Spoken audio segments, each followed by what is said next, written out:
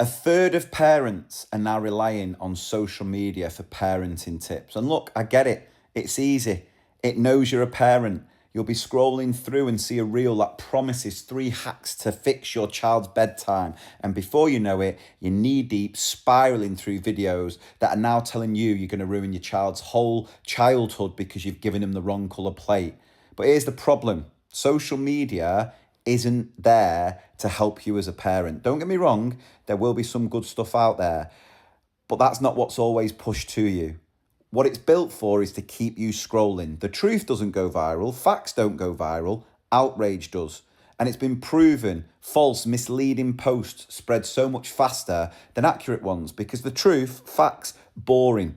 Algorithms reward engagement, not evidence. More emotional or angry the post, the more likes, the more shares it gets. So it's literally brainwashing us to react rather than reflect. And I'm not just talking about parenting here. Research has shown over half of ADHD content on TikTok just flat out wrong, just pure misinformation. Because people can say whatever they want.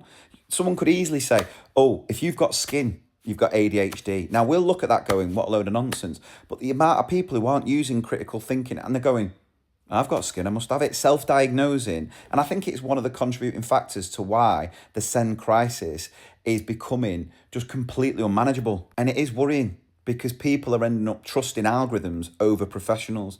And all of this is spilling into schools. Surveys have shown 4 in 5 head teachers have faced abuse from parents in the past year, verbal attacks, threats, physical attacks, and some, over a third, are reporting it's happening every single month. Because these platforms amplify anger, and when parents are fed viral narratives that teachers are lazy, cruel, clueless, it doesn't stay on the screen, it's spilling over into real life. And look, I understand why a lot of parents are turning to social media because any other support has completely vanished. Do you remember Sure Start Centres?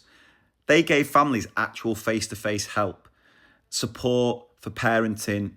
It was all there and it worked. The Institute for Fiscal Studies found that for every £1 invested in Sure Start Centres, around £2 came back into the economy, back into better health, education, social outcomes, fewer hospital visits, improved attainment at school, less youth offending, real people, real impact. And now for something that I am actually quite excited about and something that I think can be a real positive and just be life-changing for so many families if it's done right. So the government have announced this push for these new family hubs, basically a modern version of Sure Start. And I think the idea is brilliant. It's a one-stop local centre where parents can access useful support, reliable advice and early intervention. They're going to focus on joining up services from health to early years, mental health, instead of parents being bounced from one system to another or just having no one to reach out to, where a lot of them end up seeing schools as the place for that sort of support. So if this is properly funded, I genuinely think it could be transformational, but that's the key.